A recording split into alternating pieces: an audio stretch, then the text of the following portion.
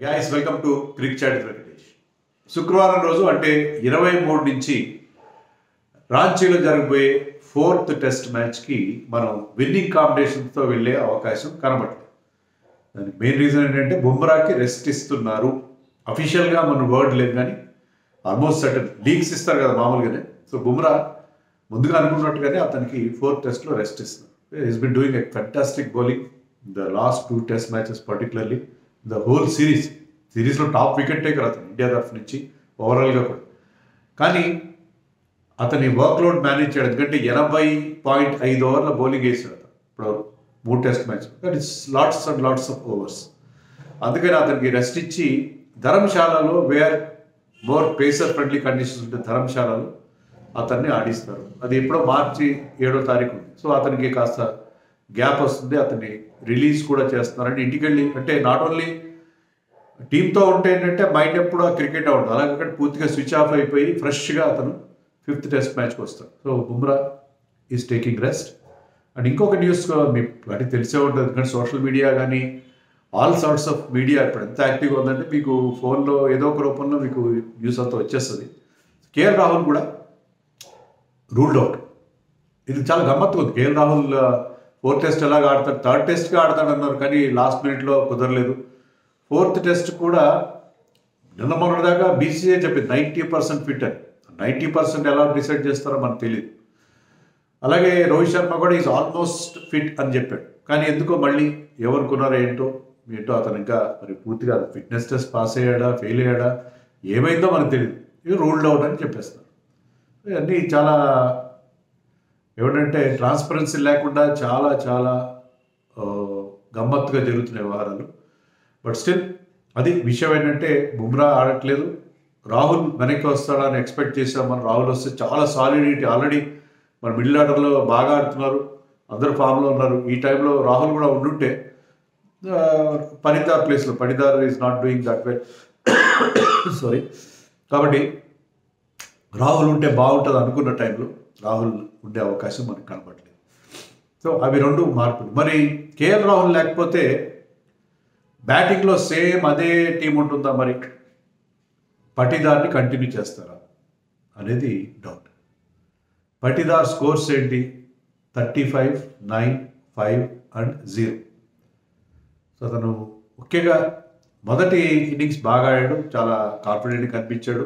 వైజాగ్లో ఆడిన first innings, Vizag second innings కానీ అది అవుట్ అవడం కూడా అతను అన్ఫార్చునేట్ సర్కమ్స్టెన్స్లో ప్లేడ్ ఆన్ అయ్యాడు. బాల్ బ్యాట్ తగిలి దొర్లుకుంటూ వెళ్ళి స్టంప్స్ మీకు వెళ్ళింది. చాలా unfortunate way to get out. తర్వాత కూడా అతను మరీ ఏదో బ్యాడ్ షాట్స్ ఆడాడు కాదు కానీ కొంచెం బిగుసుకున్నట్టుగా ఉన్నాడు, కొంచెం నర్వస్గా, కొంచెం ల్యాక్ ఆఫ్ కాన్ఫిడెన్స్ కనిపిస్తుంది. సో పటిదార్ని కంటిన్యూ చేస్తారా, పడిక్కల్ని దేవదత్ పడిక్కల్ టీంలో ఉన్నాడు. పటిదార్ ఇలాంటి ల్యాక్ ఆఫ్ కాన్ఫిడెన్స్తో is a very good batsmen, take it from me. ఏదో టైంలో అతను లేట్గా ఛాన్స్ వచ్చింది, ఇప్పుడు అతను డ్రాప్ చేస్తే మళ్ళీ ఎప్పుడు వస్తుందో తెలియదు మనం. ఎందుకంటే ఆల్మోస్ట్ 30 years అప్పుడు ఛాన్స్ వస్తే మళ్ళీ ఎప్పుడు వస్తుంది. బట్ అతను ఇప్పుడు సిరీస్ ఇంత క్రూషియల్ స్టేజ్లో ఉన్నప్పుడు పటిదార్ ప్లేస్లో పడిక్కల్ని ఆడిస్తారేమో అనిపిస్తుంది ఫర్ 2 reasons. ఒకటి ఏంటంటే అతను ఎక్సలెంట్ ఫామ్లో ఉన్నాడు. అతని లాస్ట్ 4 ఫస్ట్ క్లాస్ మ్యాచెస్లో దాంట్లో 2 ప్లేడ్ అగేన్స్ట్ ఇంగ్లాండ్ ఏ, దాంట్లో Matthew Potts, Matthew Fisher, Brydon Carse లాంటి మంచి బౌలర్స్ వాళ్ళని ఫేస్ చేస్తూ లాస్ట్ 4 ఫస్ట్ క్లాస్ మ్యాచెస్లో 3 100s చేశాడు, ఇంక్లూడింగ్ 150. ఇంకొక హాఫ్ సెంచరీ కూడా ఉంది, అది కూడా ఇంగ్లాండ్ ఏకి అగేన్స్ట్. మంచి స్ట్రైక్ రేట్, మంచి ఫామ్లో ఉన్నాడు. అది నెంబర్ 1. నెంబర్ 2 ఏంటంటే ఇట్స్ లెఫ్ట్ హ్యాండ్. మనం చూసే కదా లాస్ట్ టెస్ట్ మ్యాచ్లో రాజ్కోట్లో 33 for 3 దగ్గర our captain Rohit was joined by left hander Ravindra Jadeja. Very good decision, ఎందుకంటే England bowlers were on top. ఆ స్టేజ్లో లెఫ్ట్ రైట్ కాంబినేషన్ ఎవరినైనా ఇబ్బంది పెడుతుంది.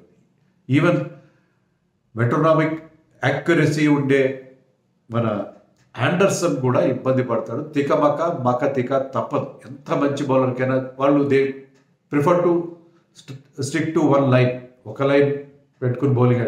లెఫ్ట్ హ్యాండర్ వస్తే మళ్ళీ మీరు లైన్ మార్చుకోవాలి, మీ స్ట్రాటజీ, వీలైతే మీరు రౌండ్ ద వికెట్ రావాలి, నానా గందరగోళం. ఎంత గొప్ప బౌలర్కైనా ఆ తికమక అనేది ఉంటుంది when there is a left right combination at the క్రీస్.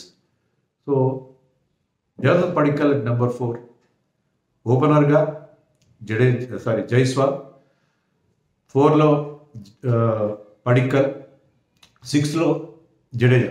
మనకి ఆ లెఫ్ట్ రైట్ కాంబినేషన్ బ్రహ్మాండంగా మెయింటైన్ అవుతుంది. అక్కడ ఎలాంటి ట్రాక్ ఉండదో తెలియదు, బహుశా ఇలాంటి స్లో టర్నరే ఉండొచ్చు, స్లో టర్నరే ఉండే అవకాశం కనిపిస్తుంది రాంచీలో కూడా. ఆ స్లో టర్నర్ పైన స్పిన్నర్స్ ఫేస్ చేసిన ఈవెన్ ఆండర్సన్ ఆడకపోవచ్చు ఈ మ్యాచ్లో, ఎవరన్నా వాళ్ళకి ఆ లెఫ్ట్ రైట్ కాంబినేషన్ ఉంటుంది కాబట్టి Padikkal might be the choice. లేదు ఒక లాంగ్ రన్ ఇద్దామంటే మంచిదే, పటిదారికి ఒక లాంగ్ రన్ ఇవ్వడం మంచిదే, కానీ ఫామ్లో లేడు అతను is not inspiring confidence.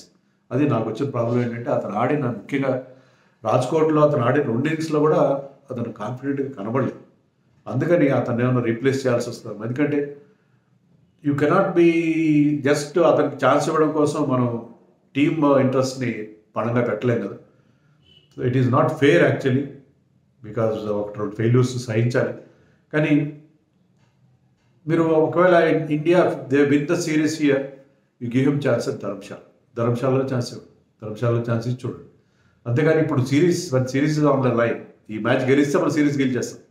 Ball అన్నీ ఎగిరిపోతాయి. వరుసగా 3 టెస్టులు ఓడిపోయిన తర్వాత బాల్ థియరీని మనం పూర్తిగా భూస్థాపితం చేసినట్టు అవుతుంది. అదేదో మనకి అదే స్టాటిస్టిక్ ప్రకారం కాదు, కానీ మనం బాల్ లాంటి ఒక సక్సెస్ఫుల్ థియరీని ఇండియాలో వర్కౌట్ కాదని ప్రూవ్ చేసినట్టు అవుతుంది. సో ఐ థింక్ అది రైట్ డెసిషన్ నా వరుసకి అయితే. మరి మీరేమనుకుంటారు, మీరు కామెంట్స్లో చెప్పండి. Okay, but I feel that Patidar ప్లేస్లో పడిక్కల్ ఆడిస్తే బాగుంటుంది అనుకుంటున్నాను. మరి అలాగే we have this man Bumrah లేకపోతే ఎవరు ఆడతారు? మనం ఇదే ఫార్ములాతో వెళ్తాం. I have no doubt in my mind. 4 spinners, Axar Patel is a very good bowler, very good player to be in the 11 ఉంటే బాగుంటుంది. కానీ 4 spinners a bit too much. We should need Siraj తోడుగా మరొక పేసర్ని ఆడించాలి. మరి ముఖేష్ కుమార్ వైజాగ్లో అంత బాగా బౌలింగ్ లేదు, but otherwise he has done well in all formats. అతనికి అవకాశం ఇచ్చినప్పుడల్లా అన్ని ఫార్మాట్స్లో అతను బాగా పర్ఫామ్ చేశాడు, సెలెక్టర్స్ అనుకున్న స్థాయిలో పర్ఫామ్ చేశాడు. బట్ వైజాగ్లో అంత ఇన్స్పైరింగ్గా లేదు అతను. మరి ఆకాష్ దీప్కి ఏమైనా ఛాన్స్ ఇస్తే అతను కూడా ట్రై చేసి చూస్తారా అనేది చూడాలి. Akash Deep has good pace. I think Akash దీప్కి ఛాన్స్ ఇస్తే బాగానే ఉంటుంది, but depends on their sell. నేనైతే చెప్పలేను ఇక్కడ ముఖేష్ని ఆడించినా ఆకాష్ దీప్ ఆడినా ఐ హ్యావ్ నాట్. ఎందుకంటే ఆకాష్ దీప్ లాస్ట్ టైం ఎప్పుడు ఆడాడు రంజీ మ్యాచ్, ఒక 2 weeks బ్యాక్ ఏమో ఆడాడు. దాంట్లో 1 wicket వచ్చింది అగేన్స్ట్ కేరళ. పెద్ద ఇంప్రెసివ్ పర్ఫార్మెన్స్ లేదు. అయితే ముఖేష్ కుమార్ని రిలీజ్ చేశారు, మరి 3rd టెస్ట్లో అతను ఆడట్లేదు కాబట్టి రిలీజ్ చేస్తే he went back to Bengal and played a match against Bihar అంత స్ట్రాంగ్ టీమ్ ఏం కాదు, కానీ ఆ మ్యాచ్లో అతను he has taken 10 wickets. First innings-లో 4, సెకండ్ innings-లో 6 wickets తీశాడు. And Bihar was short out for 95 or 116 ఎంతో. So Mukesh is in great form. So Mukesh in all likelihood అతన్నే కంటిన్యూ చేస్తారు. ఎక్స్పీరియన్స్ కూడా కౌంట్ అవుతుంది కదా. He has played couple of test matches, అది ఎక్స్పీరియన్స్ ఉంది. 3-4 టెస్ట్ మ్యాచ్లు ఆడాడు, ఎక్స్పీరియన్స్ ఉంది. అండ్ ఈ just generally sticks to the basics.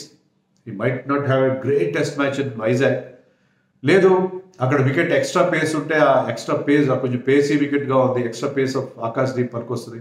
Akash Deep otherwise is been in good form. ఇండియాతో జరిగిన మ్యాచ్లో కూడా ఇండియా తరఫున హెస్ పర్ఫార్మ్డ్ క్రెడిటబుల్. సో ఇద్దరులో ఎవరికైనా it is toss up, but I think Mukesh might get the nod అని అనుకుంటున్నాను. నా దృష్టిలో అలా అనిపిస్తుంది. సో ఈ మార్పులు ఉండే అవకాశం. మరి విరాట్ కోహ్లీ సంగతి ఏంటి? విరాట్ కోహ్లీ కూడా ఒక న్యూస్ వస్తుంది ఇప్పుడు తాజాగా. అదేంటంటే అతను 5th టెస్ట్కి అవైలబుల్ ఉండొచ్చు. ప్రస్తుతానికి లండన్లో ఉన్నాడు విరాట్ కోహ్లీ. వాళ్ళ రెండో కూడా రెండో సంతానం లండన్లో పుట్టాడు. మాస్టర్ అకాయ్ కోహ్లీ అక్కడే పుట్టాడు. బట్ అతను వెనక్కి వస్తాడు. 5th టెస్ట్ ఎప్పుడో March 7th ఉంది కాబట్టి అవైలబుల్ ఉండొచ్చు అని చెప్పి వార్తలు వస్తుంది. మనకి ఇంకా ఏం తెలియదు. ఉంటే బాగానే ఉంటుంది. విరాట్ కోహ్లీ ధర్మశాలలో అనే track which suits England bowlers. అక్కడ మళ్ళీ దే విల్ ప్లే 3 seamers. అందులో బెన్ స్టోక్స్ కూడా బౌలింగ్ వేయడానికి సిద్ధమవుతాడు. నెట్స్లో బౌలింగ్ వేస్తున్న వార్త వచ్చింది.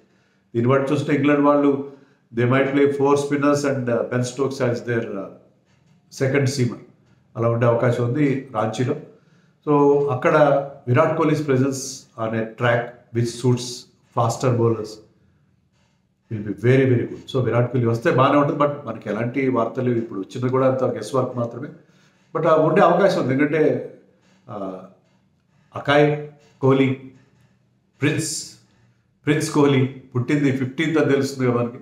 15th పుట్టాడు కాబట్టి అప్పటికి కొంత టైం గడుస్తుంది కాబట్టి Virat Kohli might play the final test match. అయితే చాలా బాగుంటుంది. లేకపోయినా ఈ కుర్రాళ్ళకి కూడా ఇంకొక ఛాన్స్ వస్తుంది, మనం పాజిటివ్గానే ఆలోచిద్దాం. సో అది పరిస్థితి.